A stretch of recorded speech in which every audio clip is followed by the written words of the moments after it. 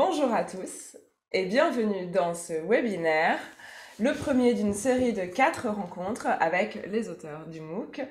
Donc des webinaires du MOOC Embarquez vos apprenants destination pédagogie active, un partenariat réalisé entre le pôle Léonard de Vinci et la Grande École du numérique. Alors dans ce premier webinaire, nous allons aborder la question du profil de l'apprenant moderne, son évolution, ainsi que l'évolution des compétences du formateur.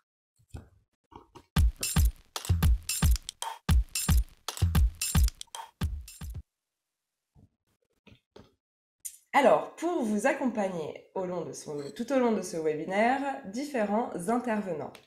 Ma collègue Arnaud Linzer. Bonjour Arnaud. Bonjour à tous. Alors Arnaud, tu es chef de projet Digital Learning au pôle Léonard de Vinci dans le département Innovation Pédagogie Digitale que je dirige également. Mais aussi notre invité Philippe Wagner. Bonjour Philippe. Bonjour Philippe. Vous allez bien? Très bien, et vous? Ça va, parfait. Je sens que ça va être un bon séminaire, un bon webinaire, donc prêt. Waouh! On espère que ça le sera. En tout cas, ce webinaire est participatif. Donc, vous allez devoir participer, vous engager, répondre à des quiz tout au long du webinaire. Donc, j'espère que vous avez bien suivi la séquence numéro 1. Quand vous entendrez ce son, ce sera le moment du quiz. Donc, il faudra sortir vos smartphones et notamment une application de QR code Reader pour pouvoir lire les plutôt arriver sur nos différents quiz. Donc, si vous n'avez pas encore téléchargé d'application de QR code Reader depuis le début du Covid, je vous invite fortement à le faire dès à présent en allant sur vos stores. Google Store pour les Android et Play Store et l'iPhone Store pour les Apple. Alors, nous allons commencer. Qu'allons-nous aborder aujourd'hui au programme de notre webinaire? Arnaud, que vas-tu nous présenter? Oui, alors rebonjour à tous. Aujourd'hui, nous allons faire un petit retour sur la séquence 1 du MOOC. Ensuite, nous allons faire un petit retour également sur les différentes générations d'apprenants et comment ils apprennent en fonction justement de leur génération, avec notamment quels outils ils se forment. Et puis nous finirons vers une évolution du métier d'enseignant-formateur. Nous terminerons par une série de questions-réponses tout au long de ce webinaire, donc qui durera 1 heure. Philippe interviendra pour répondre à nos questions et aux vôtres. Alors, donc vous l'avez compris, c'est un webinaire participatif. N'hésitez pas à poser vos questions dans l'onglet discussion du webinaire et le Q&A sera plutôt réservé pour la fin de notre rencontre. Alors, j'ai une petite intervention de Grégory qui me dit qu'il a des problèmes de son et qu'il n'entend pas bien. Alors, j'ai besoin d'un petit retour dans le chat, par exemple. Est-ce que vous pouvez me dire si vous nous entendez bien? Vous faites un petit pouce. Christina, très bien. Tout à fait. Ah, alors pour tout le monde, ça a l'air OK. Ouais, alors ça marche plutôt pas mal. Très bien. Ok, super, merci à tous, c'est sympa. C'est bien, vous êtes participatif. Dès le départ, on est bon. Attention. Waouh! Alors, désolé pour ceux qui nous entendent difficilement. Peut-être que c'est un problème avec vos propres réglages. Essayez de monter à fond. Nous, on va se rapprocher un peu plus du micro si ça peut vous aider, mais j'ai peur que ça fasse du Larsen. En tout cas, attention. On va voir si vous avez bien retenu notre jeu. C'est le temps du quiz. Alors, pour bien vous engager dès le début du webinaire, on vous propose un petit sondage que nous avons réalisé avec l'outil YouClap. Alors, donc, sortez vos smartphones. On vous laisse un petit peu de temps pour sortir votre application de QR Code Reader. Donc, il vous suffit de flasher le QR code ici ou d'aller dans l'URL de votre navigateur et de taper wooklab.com/mooc1 et d'arriver sur notre quiz. Alors, c'est un webinaire qui est un peu gamifié. Vous devez connaître vos claps maintenant puisque vous l'avez utilisé dans la séquence 1 en tant qu'apprenant. Là aussi, vous allez l'utiliser en tant qu'apprenant. Donc, on a mis un timer. Donc, attention. Cora, je vois que les gens sont en train de se connecter sur le WooClap, donc je vous attends encore un tout petit peu. Je vois qu'une vingtaine de personnes sont connectées, donc on en attend encore, hein, parce que tout le monde n'est pas là. Et puis après, effectivement... Si vous rencontrez des problèmes de connexion sur le quiz, n'hésitez pas à nous le signaler dans le chat. Alors, oui, effectivement, hein, je vais lancer les réponses, ne vous inquiétez pas. Ce n'est pas encore activé, pas de problème, je vais les relancer. Dans quelques instants, vous pourrez y accéder. J'attends encore, allez, 30 secondes, même pas, de manière à ce que tout le monde... Vous êtes impatient, on aime ça. Je vais vous mettre la musique du suspense en attendant. Alors, si jamais vous avez des problèmes pour vous connecter avec le QR code, vous pouvez toujours aller sur wooclap.com et inscrire en haut à gauche, normalement, le code MOOC. Alors, je vais lancer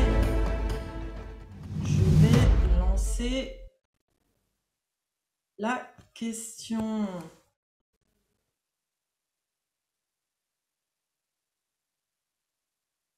Alors, ça y est, normalement, vous devez la voir apparaître à l'écran.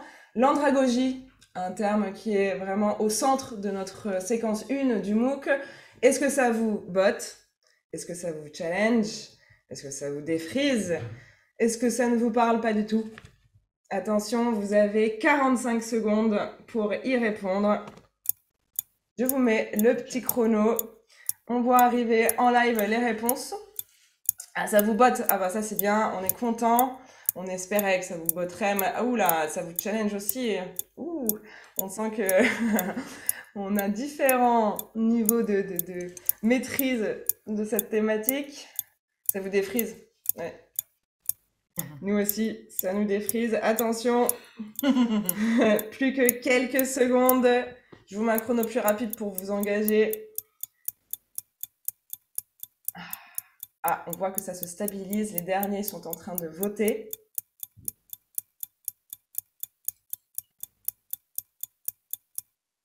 Bravo, c'est la fin du quiz. Alors, les résultats, on les voit en live ici. Donc, une majorité d'entre vous, ça vous challenge, évidemment. C'est normal, hein, puisque c'est ce qu'on va aborder tout au long de ce webinaire. C'est l'évolution de nos métiers, les nôtres, le vôtre, c'est aussi le profil de nos étudiants. Donc, c'est normal que ça challenge tout le monde, puisqu'on est en train de vivre des moments historiques, hein, de plus en plus rapides, où l'acquisition de compétences se fait de plus en plus nécessaire. Alors, ça vous botte, on est content que ça vous botte. Puisque c'est la thématique principale du MOOC. Et puis, heureusement qu'il n'y en a aucun qui a voté pour ça ne vous parle pas du tout, puisque ce webinaire est évidemment destiné aux personnes qui ont suivi le MOOC. Donc, comme c'était une thématique centrale, heureusement que ça vous parle. Super. Alors, merci pour ce premier quiz. Donc, on va faire un petit retour sur l'andragogie, justement. Arnaud, est-ce que tu pourrais nous faire un récap sur cette thématique? Oui, tout à fait. Alors, on avait vu dans la séquence 1 que l'andragogie, c'est bien la science et la pratique de l'éducation des adultes et qu'il y avait effectivement des différences avec la pédagogie des enfants. Donc, vous vous rappelez bien le modèle andragogique avec les 6 critères, à savoir la compréhension de la finalité, donc ce besoin de comprendre la finalité de ce qui est proposé aux apprenants avant de commencer leur formation, pour avoir des bénéfices tangibles et palpables. Le concept de soi, très important, les adultes se considèrent comme responsables de leur vie, de leurs décisions, et par conséquent, ils doivent être considérés comme des personnes autonomes. Le rôle de l'expérience de vie, l'expérience de formation, et prendre en compte cette expérience de vie qui varie énormément d'une personne à l'autre. La disposition psychologique et cognitive pour l'apprentissage, qui bien sûr est différente de celle des enfants. Il faudra s'appuyer justement sur l'expérience dont j'ai parlé précédemment et le contexte de chacun pour favoriser la mise en place d'une pédagogie, d'un bon apprentissage, d'un environnement d'apprentissage adapté, bien entendu. L'orientation envers l'apprentissage, les apprenants ils sont concentrés sur la vie, les problèmes, leurs tâches, donc ils sont plus motivés, davantage motivés quand ils ont une tâche dans la classe, pardon, qui les aideront à faire face aux situations de la vie quotidienne. Et les motivations, donc les motivations bien sûr extrinsèques et intrinsèques, voilà, et bien sûr les motivations intrinsèques qui sont davantage importantes en formation pour les adultes, voilà, qui sont des leviers plus importants.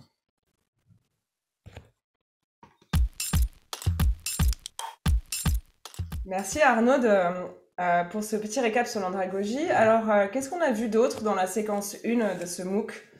Oui, alors donc on avait vu les concepts d'andragogie, on avait vu aussi l'environnement personnel d'apprentissage, le profil de l'apprenant moderne, l'évolution du métier de formateur. Et puis parmi les activités que vous aviez à réaliser, il y avait notamment des quiz, entre autres. Le challenge portait sur un challenge persona, et puis il y avait aussi celui sur l'environnement d'apprentissage qui était très intéressant. Oui, d'ailleurs, on a noté à la fois dans les forums, mais aussi sur les posts LinkedIn, qu'un certain nombre d'entre vous avaient réalisé leur propre environnement personnel d'apprentissage pour suivre le MOOC, et c'était réservé des créneaux dans leurs agendas pour pouvoir suivre les différentes séquences au fil de leur ouverture dans le temps. Et donc on a trouvé ça super que vous puissiez tout de suite appliquer les recommandations qui avaient été faites dans le MOOC, vous en tant qu'apprenant d'abord, et puis puisque comme on est dans le test and learn, learning by doing, le fait que vous testiez ces choses en tant qu'apprenant d'abord vous permettront de mieux les appliquer en tant qu'enseignant ensuite. Alors,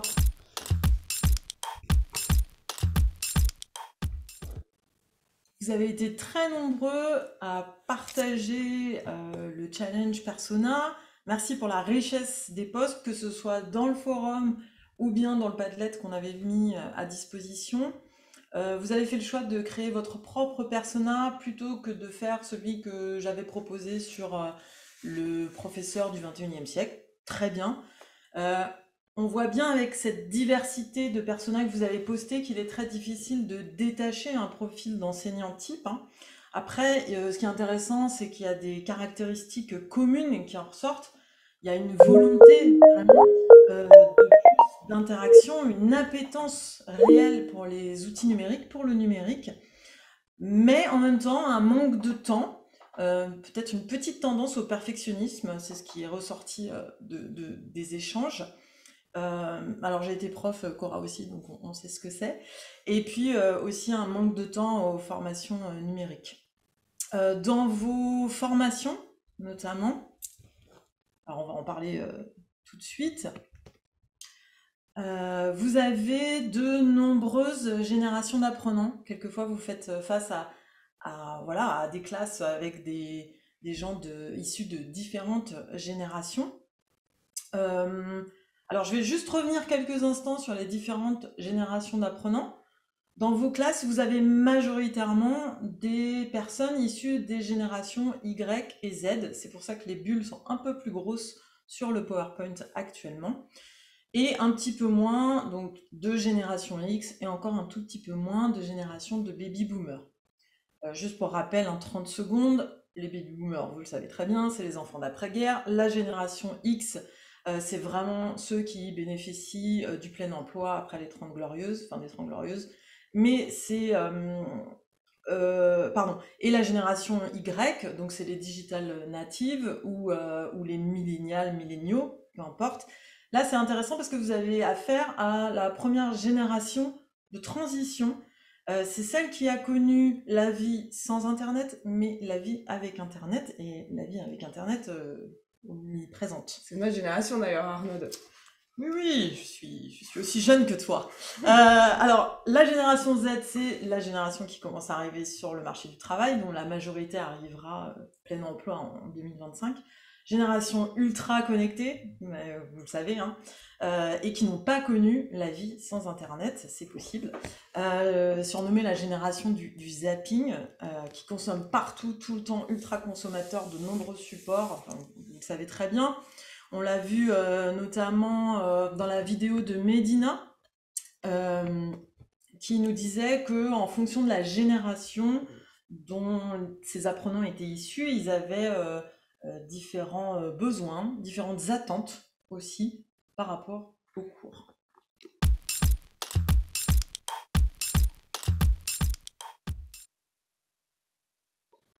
Donc je vais faire un tout petit retour je vais comparer en fait le profil de l'apprenant moderne qu'on avait vu dans la séquence 1. Vous voyez le petit dessin à droite. Merci à Seven Speaking d'ailleurs pour l'infographie. Et puis à gauche avec le texte, je vais vous montrer un petit peu ce qu'il en ressort, la comparaison avec ce profil de l'apprenant moderne et votre public. Donc je vous disais, vous avez beaucoup de personnes issues de la génération Y et Z. Ils sont assez distraits, impatients, donc c'est ce qu'on retrouve dans le profil de l'apprenant moderne, mais aussi très investis et très autonomes dans leur apprentissage. Les problèmes qui peuvent survenir, c'est qu'ils ont des problèmes d'organisation, des difficultés, j'ai mis 2 fois à savoir s'organiser, à apprendre, et notamment avec le numérique. Les générations X et Baby Boomers, c'est un petit peu différent. Ils ont un manque de temps, ils sont débordés, mais également très investis quand ils apprennent quelque chose. Ils ont moins de problèmes organisationnels, mais ils ont un manque d'acculturation et de formation aux outils numériques. Alors, vous m'avez partagé dans le forum un certain nombre de pistes qui étaient hyper intéressantes. Tout d'abord, et c'est tout naturel, des formations aux outils numériques, essayer de se former par soi-même, ou bien par le biais de son entreprise, et des formations également à apprendre, et je dirais, j'irai un petit peu plus loin, à apprendre avec ces outils numériques. En classe, vous proposez à vos étudiants des pédagogies variées, avec des outils et des supports variés. De la classe inversée, quelques-uns d'entre vous proposent de la pédagogie différenciée, et beaucoup de la multimodalité avec des feedbacks positifs et un droit à l'erreur qui est complètement assumé. Je crois qu'on peut vous applaudir parce que pour des MOOCers, vous êtes très engagés dans votre formation. Il y a énormément de retours sur les forums qui sont faits, beaucoup de posts aussi sur les challenges, sur la séquence 1, mais également sur les autres séquences. Donc on tenait à vous remercier, à vous dire bravo pour cet engagement et votre professionnalisme.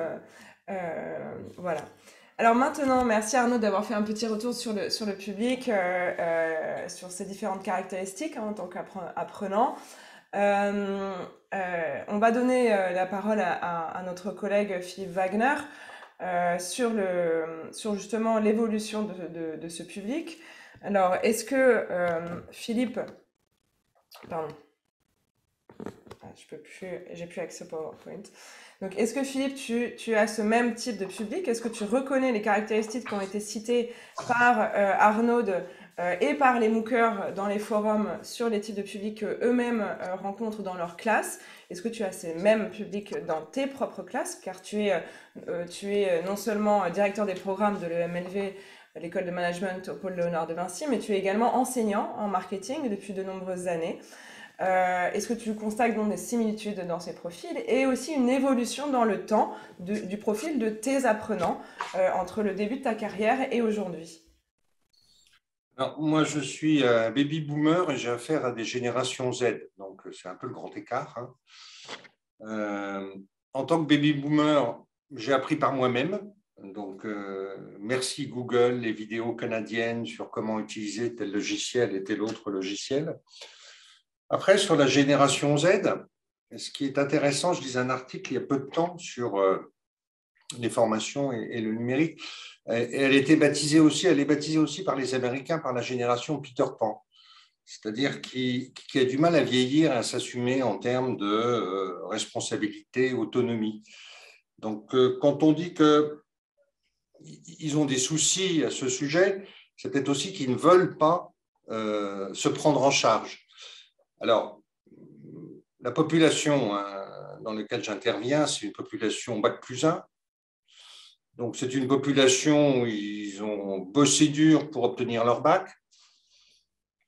Ils arrivent dans une école de management, ce qu'on appelait autrefois une école de commerce, et ils se disent, bon, ça y est, j'ai passé le bac, et maintenant, la prochaine étape, c'est Bac+5, donc c'est très loin. Bon. Mais j'arrive dans un environnement qui est inconnu, je sais que ça ne sera pas pareil qu'au lycée. Voilà. Et j'ai un petit laboratoire qui est un cours que je pilote, où justement je teste avec eux, parce qu'ils sont prêts à changer, qu'ils savent que ce sera des méthodes différentes de celles du lycée, en tout cas une façon de fonctionner différente. J'en profite pour tester des nouveautés. Alors, génération numérique, oui, mais génération numérique avec leurs outils à eux. Ça ne veut pas dire qu'ils savent forcément se servir des outils qu'on leur propose.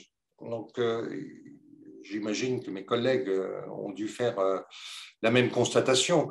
Ce n'est pas parce qu'ils savent utiliser TikTok qu'ils savent utiliser un Learning Management System ou y accéder et en tirer le meilleur parti. Donc, il y a vraiment une partie formation, initiation de cette génération Z qui, c'est vrai, est tout le temps son téléphone à la main. Mais il faut les former aux outils qu'on leur propose pour leur parcours d'étudiants. Ça accroche, parfois ça accroche pas forcément. Donc le deuxième point qui me semble important, c'est que avant toute organisation d'un parcours pédagogique, moi je pense déjà à comment je vais leur donner de l'appétit, l'envie d'en faire partie, de s'inclure dans la démarche pédagogique, de participer. Alors, on a tous vécu les moments de pandémie, les classes hybrides, le full lockdown. Donc, on a bien été obligé de se remuer, mais on s'est aperçu que c'était difficile d'aller chercher des gens à distance à travers les outils numériques. Donc, je sais que c'est un des chapitres qui vient, hein, une conclusion sur les outils disponibles. Je fais toujours attention, quant au choix des outils, au fait que les étudiants puissent être facilement le plus confortables avec. Là, la démonstration que tu viens faire sur WooClap, c'est extra parce qu'il suffit de flasher un QR code. Tous les étudiants ont un téléphone, ils peuvent flasher leur QR code et tout de suite, ils peuvent participer à la discussion, ils peuvent fournir des réponses, ils peuvent liker les réponses des autres, etc. Et c'est vraiment ça les outils les plus performants. Là où il y a une courbe d'expérience qui est réduite le plus possible pour l'étudiant, mais aussi réduite le plus possible pour le prof, quoi. Parce que soit vous avez une classe d'une vingtaine, une trentaine d'étudiants et vous faites votre cours, mais ça, on va trouver plutôt ça dans les parcours de spécialisation en 4e et 5e année. Soit vous avez 400 étudiants, enfin c'est mon cas, j'en ai 430, il est bien évident que je ne fais pas de cours par petit paquet de 35, 40 à 430 étudiants. Je deviendrais fou à répéter toujours la même chose. Donc, je travaille avec des collègues. Et ces collègues, il faut que je m'assure qu'ils soient confortables avec les outils que je leur propose d'utiliser ou que je propose aux étudiants d'utiliser. Donc, il y a l'acronyme bien connu qui est KISS, hein, Keep It Simple, le plus simple possible pour éviter des courbes d'expérience douloureuses, sachant que si l'expérience est douloureuse, ça veut dire que ça ne marchera pas au bout du compte. Et il y aura un rejet de l'outil, voire un rejet de ce que vous avez voulu faire passer à travers l'utilisation de votre outil. Et ça, c'est quand même un peu plus gênant pour un prof. À la limite, l'outil soit rejeté, on se dit, bon, on va en trouver un autre. Mais s'il y a une association entre l'outil et les connaissances qu'on veut transmettre ou les compétences auxquelles on veut les initier, là, c'est quand même un peu plus gênant. Oui, effectivement, ces questions d'outils, on va les aborder un peu plus loin dans ce webinaire et je pense que nos auditeurs seront ravis d'avoir vos conseils, Philippe, sur comment on déploie un outil, comment est-ce qu'on acculture une population, comment est-ce qu'on accompagne au changement, une population d'enseignantes, mais aussi d'apprenants. Et est-ce que vous avez constaté une évolution dans la manière d'apprendre des étudiants au fil du temps, puisque vous avez commencé à enseigner il y a quelques années maintenant. Est-ce que ça a évolué ou pas? Ou est-ce que c'est toujours les mêmes problématiques qui ressortent au final? Ben, on a évoqué tout à l'heure dans le feedback la question d'autonomie. Moi, je ne suis pas sûr qu'ils soient très autonomes ou qu'ils aient envie d'être Toujours très pas autonomes. autonome. C'est pour ça qu'on les appelle la génération Peter Pan, quoi. Ils ne veulent pas forcément sortir complètement de l'enfance où les parents sont là, où les adultes sont là. Donc, je ne suis pas sûr qu'ils soient complètement autonomes. Et il faut leur montrer que l'autonomie, ce n'est pas si compliqué que ça et ce n'est pas si douloureux que cela. De toute façon, ils vont y avoir droit. Donc, mieux vaut qu'ils s'y mettent avec les outils d'aujourd'hui qu'avec ceux d'hier. Alors, j'utilisais il y a 10 ans des outils très classiques en animation, mais c'était en classe. Aujourd'hui, j'utilise des outils probablement plus variés. Je pense qu'un étudiant va être d'autant plus intéressant qu'il aura des séquences qui ne se répéteront pas à l'identique dans le mode de fonctionnement de la séquence, si vous voulez. Bon, si autrefois on avait des séquences en classe toutes simples, on était au milieu de nos étudiants, on était content d'être avec eux, on leur posait des questions, on leur proposait des exercices, etc. Pour un étudiant qui suit un cours de X classe sur le même sujet, ça peut être un peu rasoir, il faut le dire avec humilité, puis on n'est pas forcément perçu par tout le monde de façon extrêmement positive. Donc ça peut être « Ah, j'ai encore cours avec lui, mais que Dieu m'en préserve ». Bon. Donc il faut des parcours variés en classe, via le numérique, des parcours mixtes dans la mesure du possible. Et puis, quelque part, leur faire confiance dans leur capacité à être autonome et à se responsabiliser, tout en contrôlant ce qui se passe. J'entends par là, bon, je leur mets à disposition des vidéos qu'ils peuvent regarder avant de venir en cours. Avant d'aller faire mon cours, je vais regarder quand même quel a été le nombre de vidéos qui ont été regardées, quoi, en termes de nombre Donc, tu d'individus. travailles avec des learning analytics et Mais en oui, classe mais inversée. oui, parce que sinon, ça ne marche pas. C'est quand même générer de l'intérêt, générer de l'appétit, mais quand même contrôler. Et c'est quand Oui. ils s'aperçoivent que ça a été construit pour eux, mais qu'en même temps c'est contrôlé, ils s'y mettent en fait. Donc, est-ce que tu ressens une différence entre le public en première année, donc des très jeunes post-bac, et ceux qui arrivent en fin d'études, en fin de cycle de master par exemple? Est-ce que tu sens qu'ils sont plus autonomes dans leur apprentissage, dans leur méthodologie d'apprentissage aussi? Ou est-ce que même après 5 ans d'études, on a toujours cette problématique d'autonomisation et d'individualisation dans les méthodes d'apprentissage? Alors certains sont de gré ou de force, mais plutôt de force plutôt autonomes, puisqu'ils sont en filière d'apprentissage, donc d'alternance. Donc, ils doivent forcément développer leur autonomie dans le cadre du temps qu'ils passent en entreprise. J'ai un avis un petit peu mixé par rapport à ça. C'est-à-dire que quand ils sont en 4e et 5e année, qu'on leur propose quelque chose de différent de ce qu'ils ont vécu les années précédentes en termes d'outils, ils ont tendance à dire « mais pourquoi on fait ça? Ça marchait bien avant ». Un peu de résistance au changement qu'on n'a pas avec les premières années parce qu'ils sont prêts à ce que ça change et que les méthodes soient différentes. Donc ça, c'est le gros avantage.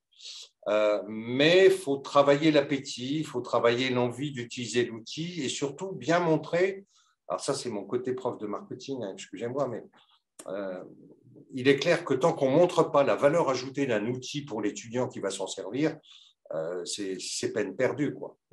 La première chose à faire, c'est donner l'appétit en montrant comment c'est utile et à quoi ça va être utile. Tout à fait. Merci beaucoup Philippe pour ce retour. Alors, on va... Bon, je vous mets la petite musique de transition. Donc, on va poursuivre justement en explorant un peu, en faisant un résumé, sans vouloir rentrer dans les stéréotypes, mais on peut quand même tirer des grandes caractéristiques de la manière d'apprendre qu'ont les personnes issues de différentes générations, et donc sur lesquelles les enseignants peuvent se baser pour adapter leur pratique d'enseignement, leur méthodologie, leur pédagogie. Et c'est ce qu'on va voir tout de suite avec Arnaud.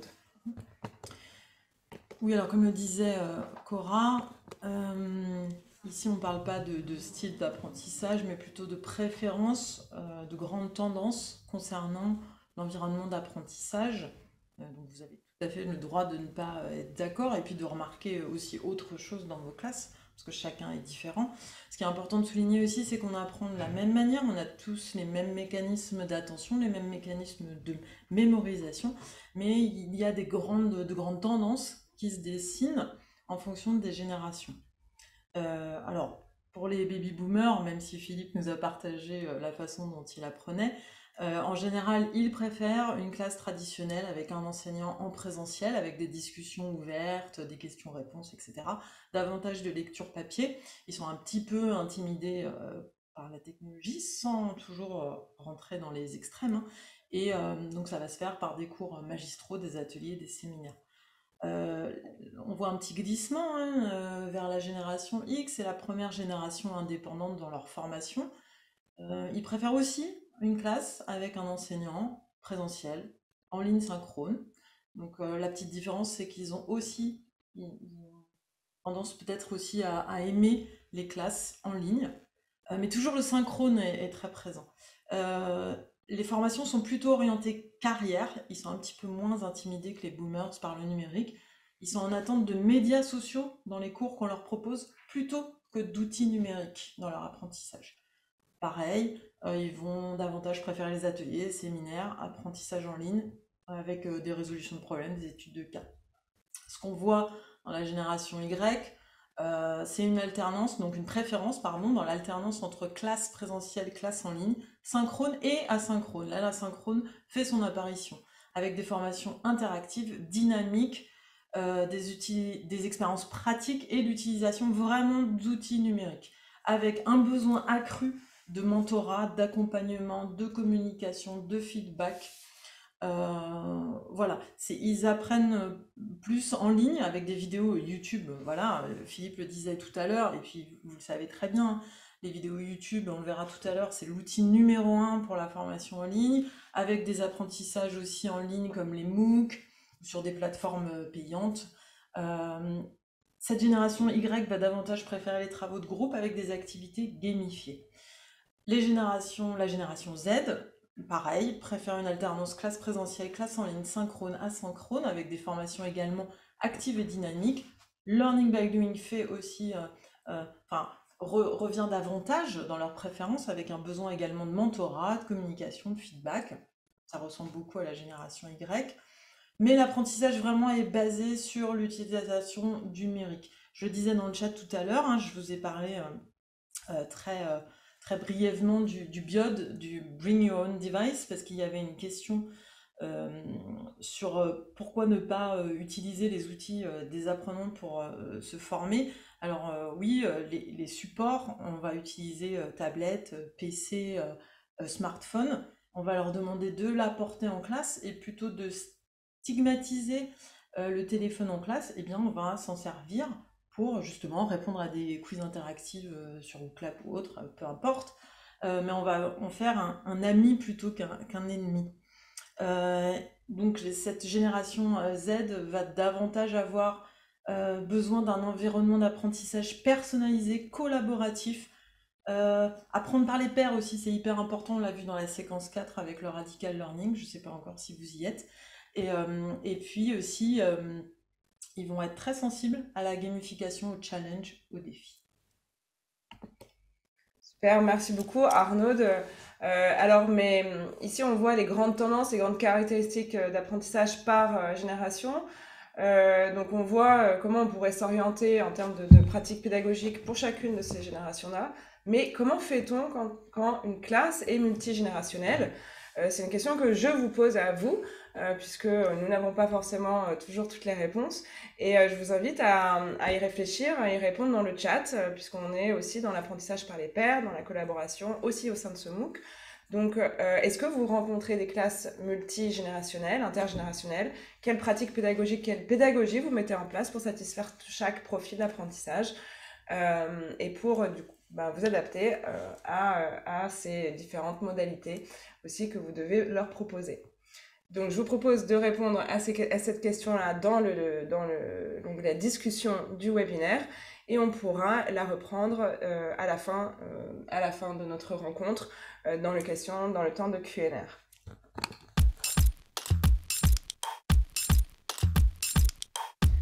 Alors, justement, Arnaud nous parlait des différentes caractéristiques par génération et de l'arrivée de plus en plus importante des outils, des applications digitales dans l'apprentissage, dans l'environnement personnel, individuel de chaque personne, de chaque apprenant et formateur, mais aussi dans la classe.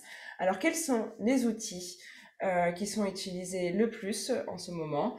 Comment les apprenants se forment-ils aujourd'hui et qu'est-ce qu'ils utilisent?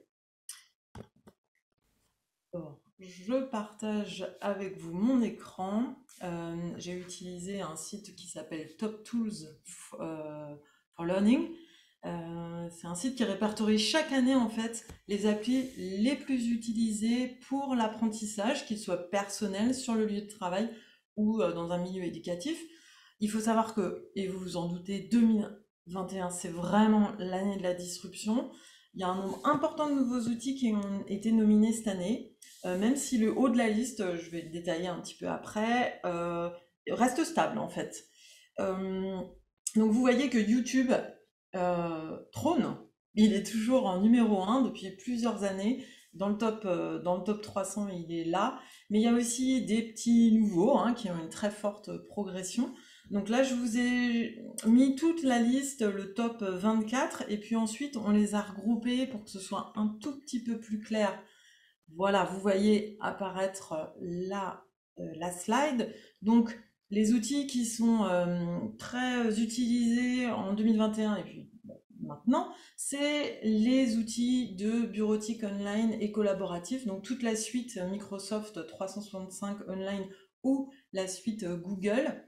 Donc vous voyez avec PowerPoint, Word, Forms ou Excel, bon, vous vous en doutez. Des outils de création de contenu, ça c'est hyper important, qui prennent davantage de place dans dans l'utilisation en classe ou pour travailler Canva que vous avez pu tester dans le MOOC. Des outils de communication, donc on le voit, des outils de visio, ou Teams ou de WhatsApp, Facebook, et des outils de quiz interactifs, quelques-uns que vous testez en classe. Il y a beaucoup de personnes qui utilisent Kahoot, notamment, j'ai eu des retours, Mentimeter, etc., etc. Donc allez faire un tour sur le site, c'est hyper intéressant. Je vous ai mis le top 24, on vous partagera après le webinaire les slides du PowerPoint, et puis également un petit récap sur les outils qui montent.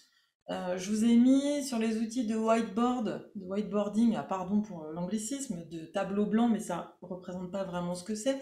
Un outil comme Miro, que vous avez également pu tester dans la séquence 3, qui a fait un bond de 45 points. Mural, qui est l'équivalent. Vous avez aussi Whimsical, qui est un peu la même chose. Google Jamboard, c'est pareil, un outil de whiteboarding. Des outils de création de contenu, comme Genially, Powtoon, alors Genially, ça sert vous l'avez testé dans le MOOC d'ailleurs. Powtoon, qui sert à faire des petits des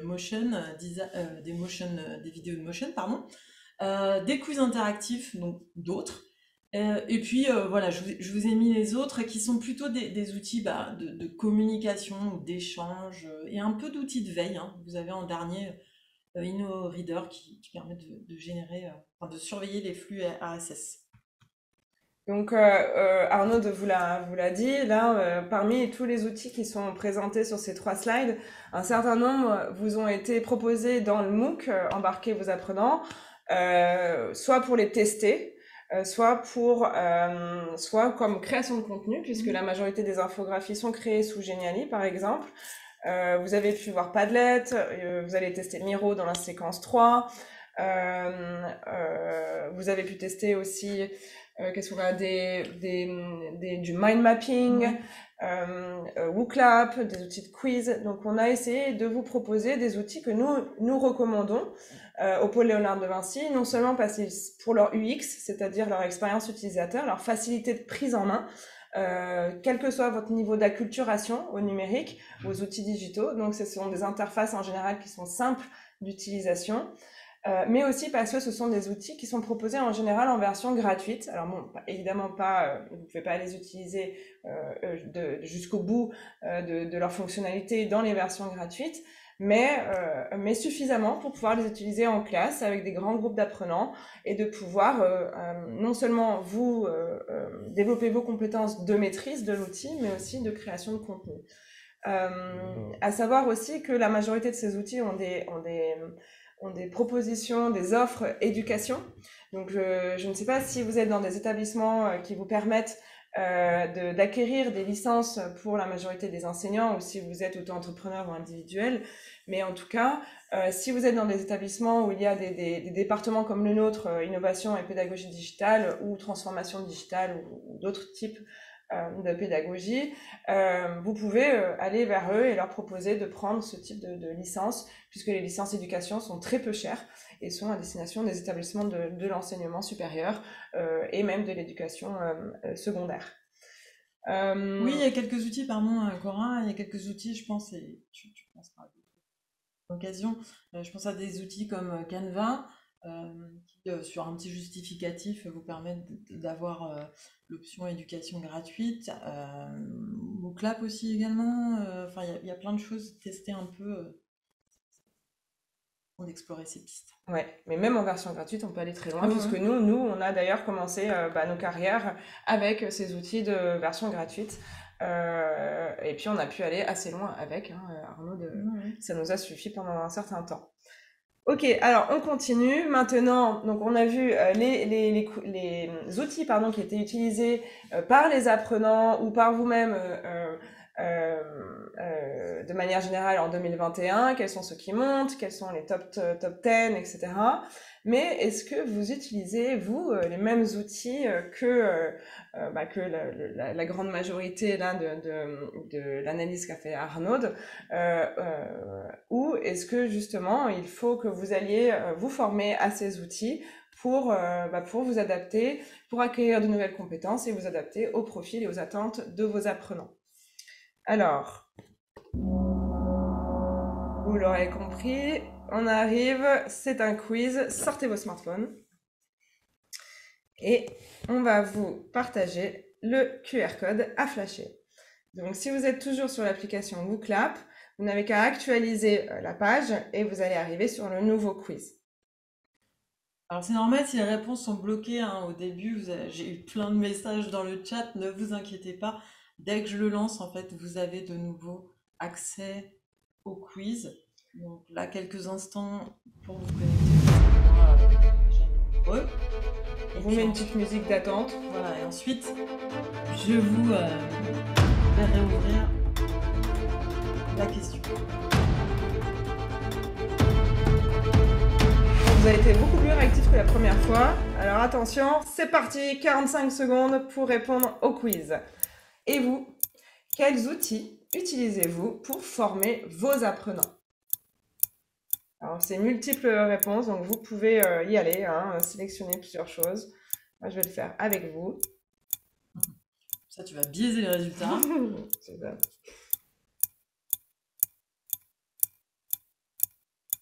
On vous a pas mis tous les outils parce qu'on n'allait pas vous mettre une liste de 24 outils de la top liste qu'Arnaud nous a présentée. On vous a mis les majoritaires, mais c'était plutôt pour dessiner des grandes tendances, voir si c'était plutôt des outils de collaboration, des outils de créa, des outils de partage, de bureautique ou de visio, de communication. Attention, plus que 5 secondes.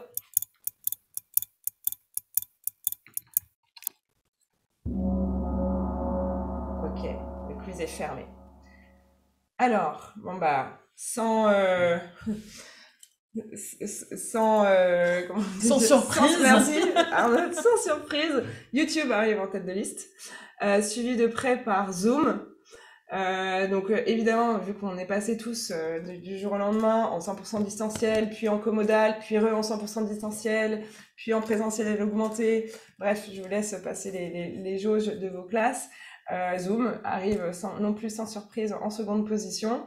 Et puis ensuite, on est plutôt, Arnaud, sur la suite Google, parce qu'on a que Donc, on est sur tout ce qui est collaboratif, donc la création de contenu et la gestion, peut-être que vous les utilisez dans vos gestions de projet en mode collaboratif avec vos apprenants, mais également sur de la créa de contenu. Donc, on n'est pas non plus pas que sur de la suite bureautique, mais aussi sur la création avec Canva, par exemple, Padlet aussi.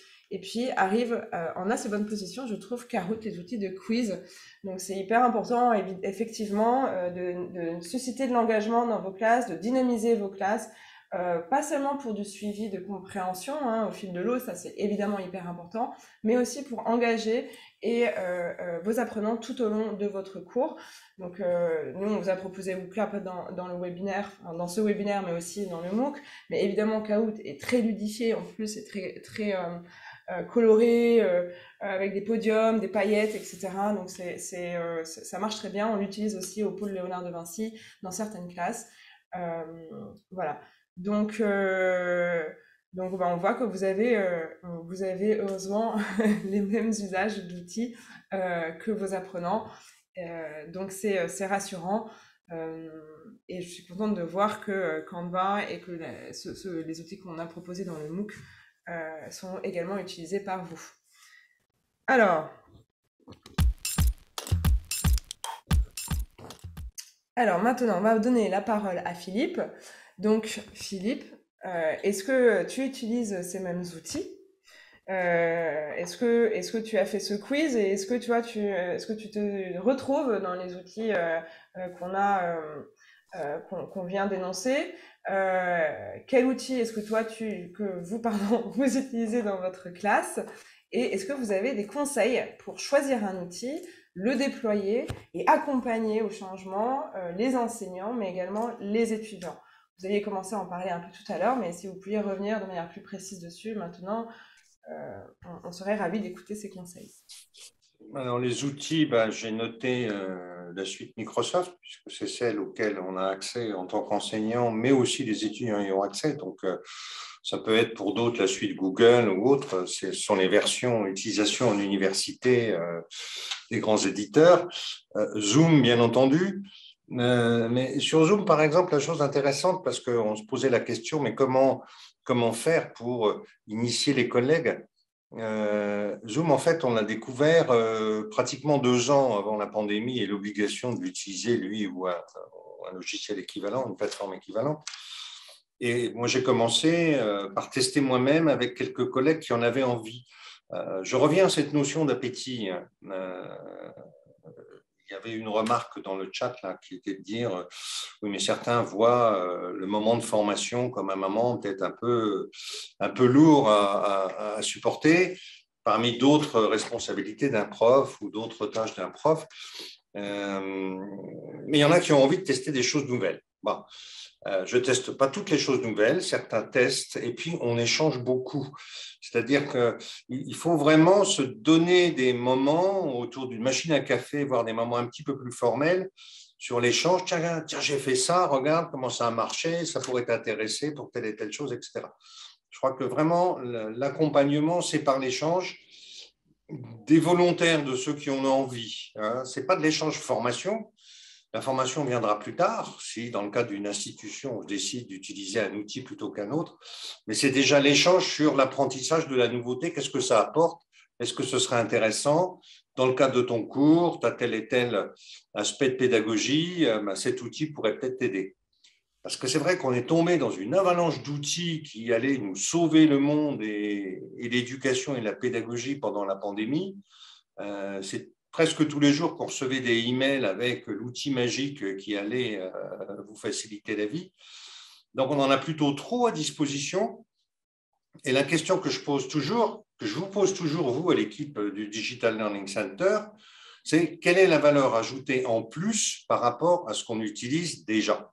C'est-à-dire le wow effect, ça va très bien pour briller auprès des collègues, mais ma vraie question, c'est ça. Où est la valeur ajoutée? Et s'il n'y en a pas vraiment, ce n'est pas utile.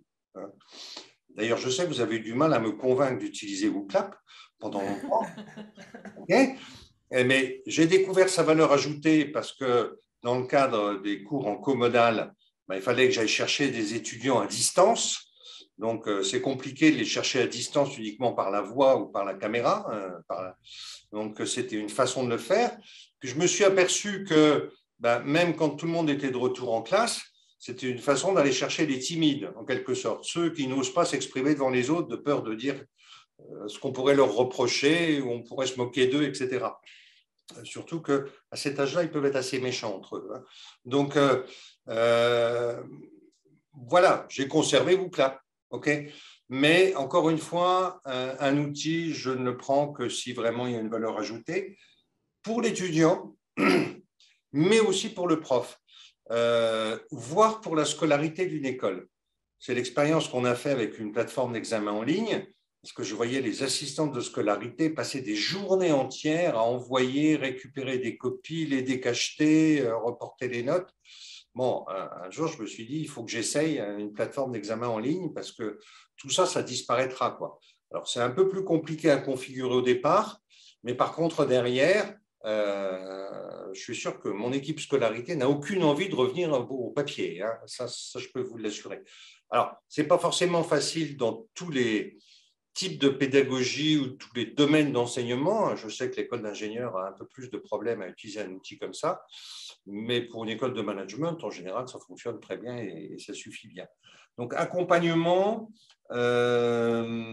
tester, avoir son petit labo, c'est-à-dire son cours. On va tester des choses, recueillir l'avis des étudiants pour se dire ça en vaut la peine, ou au contraire, ok, on a vu, c'est pas terrible, donc on fait pas, on continue pas, quoi. Oui, Voilà. tout à fait, Philippe. En fait, c'est exactement nous ce qu'on fait au département Innovation Pédagogie Digitale. On fait ça en POC, donc c'est des Proof of Concept. On est vraiment dans le test and learn. Donc, excusez-moi pour tous ces anglicismes, c'est vrai qu'on est très habitué à ces expressions-là en anglais. Donc, on teste un outil, on fait un petit déploiement sur une petite population. Et ensuite, d'apprenants et d'enseignants, on voit comment ça se comporte, on voit quels sont les résultats à travers des learning analytics par exemple, mais aussi de l'expérientiel, du retour qualitatif, hein, pas que du quanti, du qualitatif. Et si ça marche, on poursuit un déploiement plus large, de manière institutionnelle même, hein, puisque c'est comme ça qu'on a fait notamment avec WooClap par exemple. On a commencé sur une petite population et on l'a ensuite déployé massivement avec des outils d'accompagnement et de formation. Mais on a eu d'autres revers, notamment sur la diffusion et le déploiement d'outils. On avait testé par exemple Discord, qui marchait très bien avec une population d'étudiants, notamment les étudiants de l'école du digital, du pôle des Vinci, qui utilisent beaucoup plus que les outils qui sont au sein de notre suite de Microsoft Office, hein, qui est Yammer par exemple en termes de communication. Donc on a essayé de le déployer pour les écoles d'ingé, ça a été un flop complet, et côté enseignant et côté côté étudiant, pardon, on a appris notre erreur et on s'est dit, comme l'a dit Philippe, si ça n'apporte pas de plus par rapport à ce qui existe déjà, si ça ne fonctionne pas, si on n'a pas d'adhésion à l'outil, on l'abandonne, hein. C'est demo or die, on le tue. Mais c'est pas grave, on est vraiment dans un processus itératif et c'est ça qui est important en fait, c'est de tester des choses, de voir si ça marche sur des petites populations et ensuite de les déployer de manière plus large, sans oublier d'accompagner tout au long de ce processus les personnes clés dans votre institution. Donc de commencer par les pionniers et vos ambassadeurs et ensuite d'aller toucher le commun des mortels, hein, on peut les appeler comme ça, les utilisateurs plus lambda qui sont moins digitaux, qui ont moins d'appétence pour le digital, parce que c'est eux la plus grosse masse et c'est eux qu'il faut vraiment accompagner et qui vont faire que le déploiement de tel et tel outil va être une réussite ou un flop.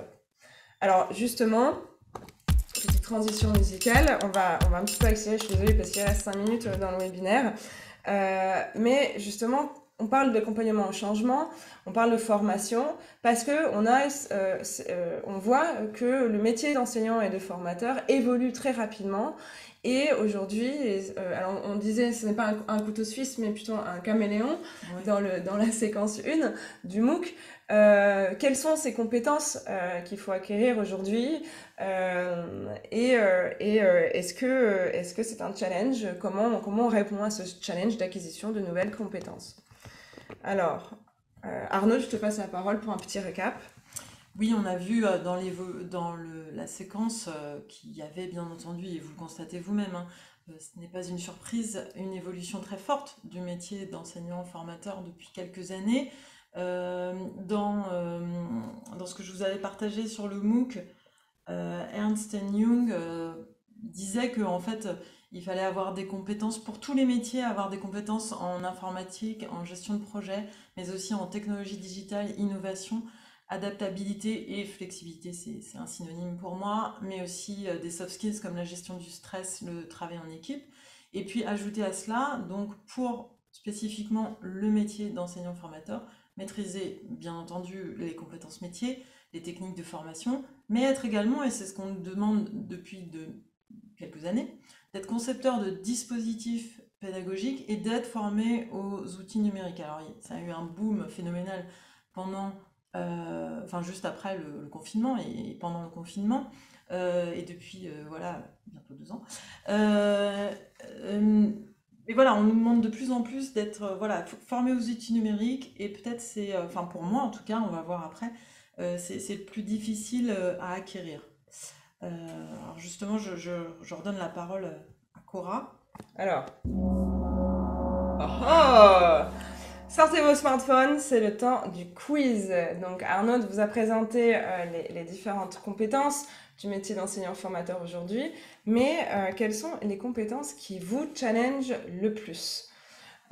Quelles sont celles qui sont le plus compliquées pour vous à acquérir et à maîtriser aujourd'hui pour bien former vos enseignants et pour bien continuer à vous former? Alors, donc, actualisez votre smartphone ou reflashez le QR code pour avoir accès. Attends, je vous mets la petite musique de suspense. Ah non, vous êtes déjà tous connectés, mais vous êtes super rapides. C'est toujours le même lien, hein, ne vous inquiétez pas, on l'a pas changé, on l'a fait exprès. Voilà. Les réponses, non, on n'a pas encore lancé le questionnaire, c'est pour ça que les réponses ne sont pas acceptées. Vous êtes trop rapides pour nous. Je peux même pas lancer le chrono. Alors attention. Je vais présenter d'abord peut-être la question et puis après je lancerai. D'accord. Donc parmi les compétences du formateur, lesquelles représentent le plus grand challenge pour vous? Les compétences métiers, les techniques de formation, qu'elles soient à distance, en comodal ou en ligne, la conception de dispositifs pédagogiques, les outils informatiques ou numériques ou l'évaluation des compétences. Je vous laisse répondre, c'est parti.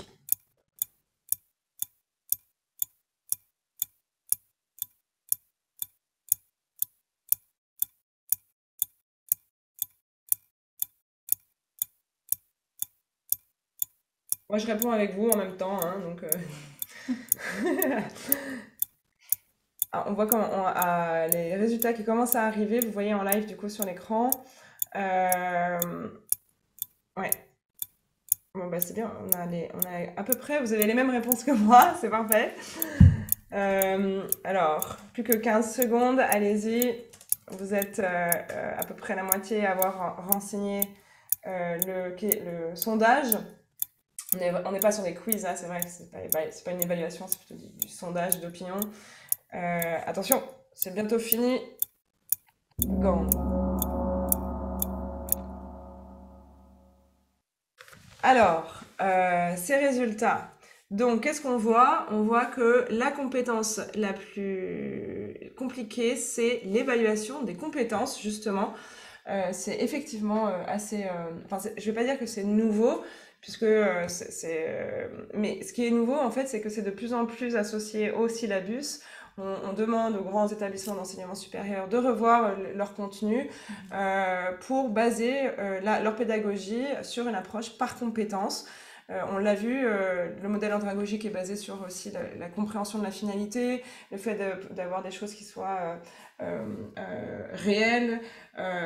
Et donc, on est plutôt sur des compétences métiers, comment on acquérit, comment on fait quelque chose, plutôt que sur la connaissance aujourd'hui.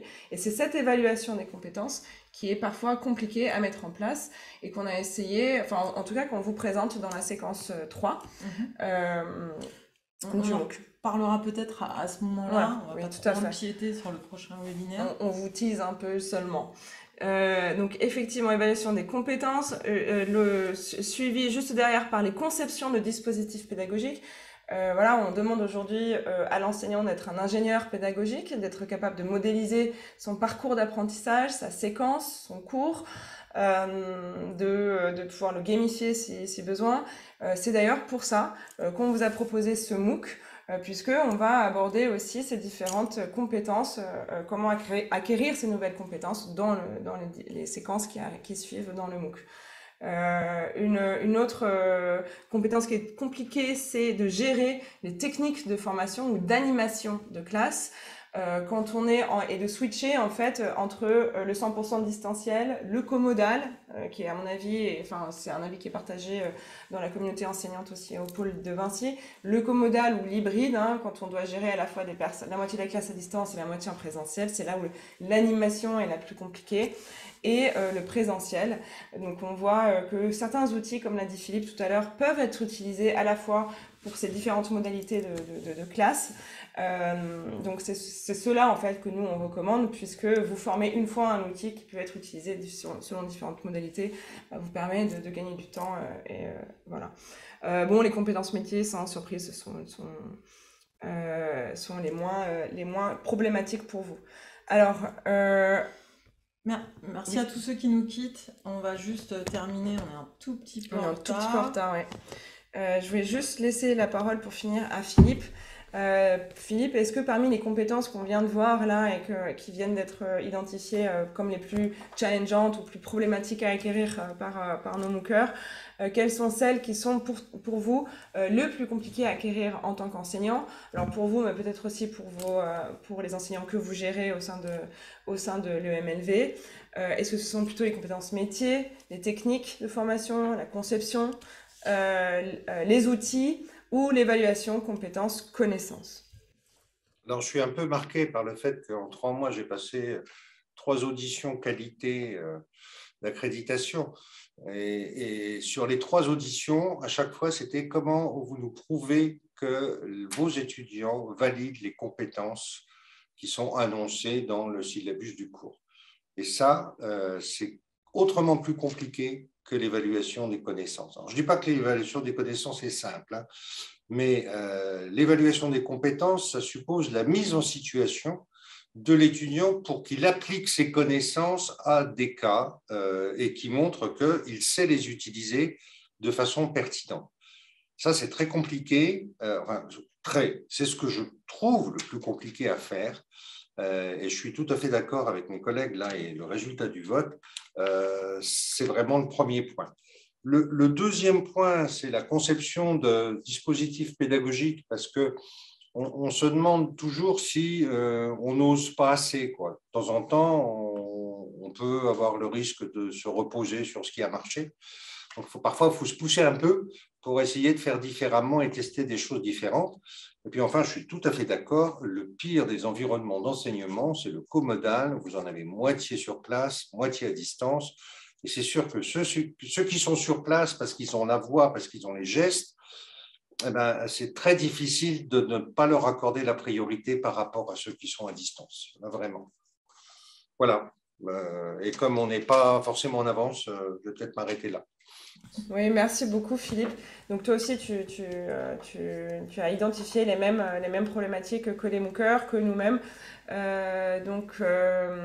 Les propositions que nous on fait justement, c'est de se continuer à se former, à pratiquer, à essayer, à ne pas avoir peur, comme a dit Philippe, hein, il faut se lancer, il faut être vraiment dans ce processus itératif de test and learn. Si ça marche, tant mieux, si ça marche pas, c'est pas grave. Il faut rebondir, il faut continuer et s'appuyer sur des formations qui sont en accès libre, type de ce MOOC qu'on vous a proposé avec la Grande École Numérique, mais aussi il y a plein d'autres formations en ligne sur d'autres plateformes EdTech gratuites, payantes. Vous avez aujourd'hui des CPF, hein, votre compte formation, qui vous permettent, dont les crédits vous permettent d'avoir accès à des formations, vos RH, etc. L'idée, c'est vraiment de continuer à vous former. On est vraiment aujourd'hui dans l'apprentissage tout au long de la vie. C'est vrai pour nos apprenants, c'est vrai pour nous-mêmes. Donc, rester dans cette dynamique-là de curiosité et d'apprentissage continu. Alors, j'ai répondu à vos questions tout au long du MOOC, du webinaire, pardon, c'est moi qui fais l'erreur. Si vous avez quelques dernières questions, peux peut-être en prendre quelques-unes pour finir. Alors, est-ce qu'on a eu des retours sur la multigénération, les Oui. classes multigénérationnelles? Euh, Alors oui, je vais remonter un petit peu. Il faut que tu remontes loin, il y a eu beaucoup de, Il y a eu beaucoup de Il y a partage. eu beaucoup de partage dans le... Alors, moi, Zoom m'a fait un petit...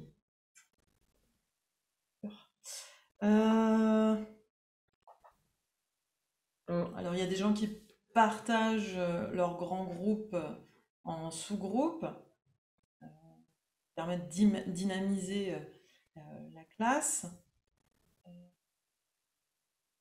Test, learn, adapt. Oui, Ouais. voilà, donc c'est ce qu'on préconisait, hein.